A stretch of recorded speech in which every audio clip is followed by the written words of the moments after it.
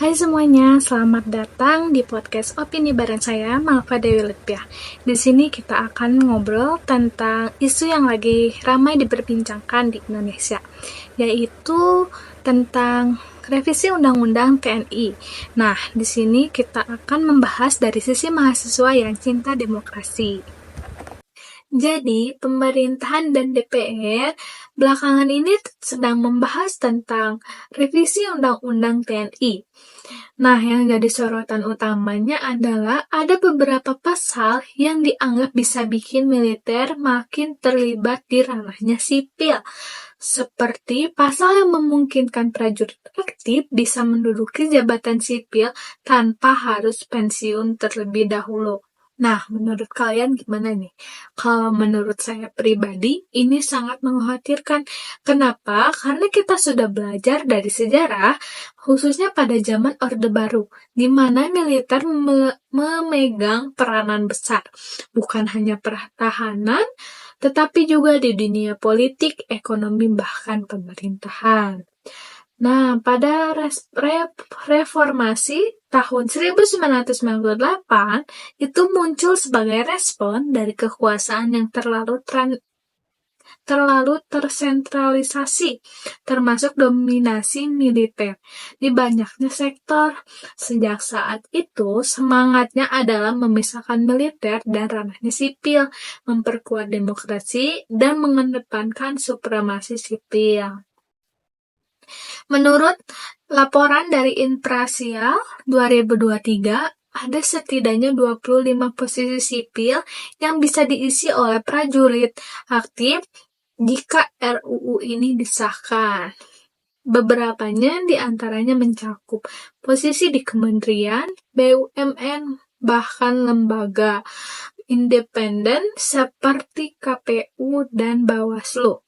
Ini yang menjadi kekhawatiran bisa menghidupkan kembali konsep dui fungsi ABRI. Selain itu, menurut Lembaga Studi dan Advokasi Masyarakat, RUU ini belum disahkan dan belum menyertakan penguatan atas prinsip transparansi dan akuntabilitas TNI.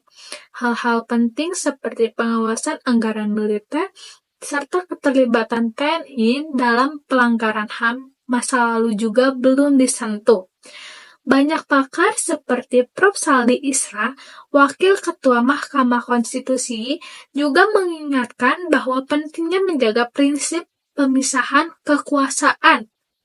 Dalam demokrasi, militer adalah sebuah alat negara yang tunduk pada otoritas sipil, bukan bagian dari struktur pemerintahan sehari-hari.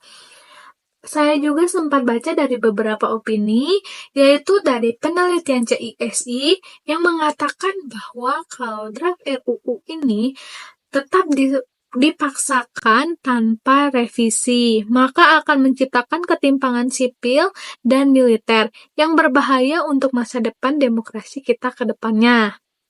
Nah, sebagai mahasiswa, kita harus kritis dalam kebijakan ini.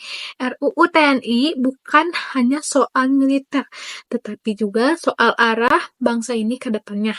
Apakah kita akan kembali ke masa lalu, atau kita akan melangkah ke masa depan dengan demokrasi yang terbuka? Bayangkan kalau militer mulai mengisi jabatan sipil tanpa mekanisme atau tanggung jawab yang jelas. Lalu bagaimana kontrol publik bisa dijalankan? Bukankah hal ini dapat bertentangan dengan prinsip check dan balance-nya? Tentu TNI sangat berjasa dalam menjaga kedaulatan negara, tetapi peran mereka harus tetap profesional dan tidak masuk ke ranah yang seharusnya dikelola oleh sipil. So, buat saya, RUU ini harus dikaji ulang dengan serius. Jangan sampai semangat reformasi dan demokrasi yang sudah dibangun sejak 1998 jadi mundur dan tersingkirkan. Kita butuh TNI yang kuat dan profesional, tapi juga sistem demokrasi yang sehat. Jadi segitu dari opini saya. Mohon maaf bila ada salah kata. Wassalamualaikum warahmatullahi wabarakatuh.